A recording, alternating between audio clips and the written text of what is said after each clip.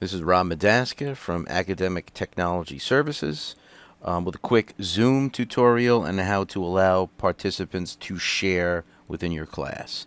First, you'll click on the arrow next to Share Screen. In here, you would go to the Advanced Share options. Who can share? Make sure that all participants is checked off. Who could start sharing when someone else is sharing? Make sure that all participants is checked off. Once these are set, all you have to do is close out, and you're ready to have participants share simultaneously within your course. Once again, this is Ron Madaska for Academic Technology Services. Quick Zoom tutorial on how to allow multiple participants, students, to share in your classroom. Thanks a lot.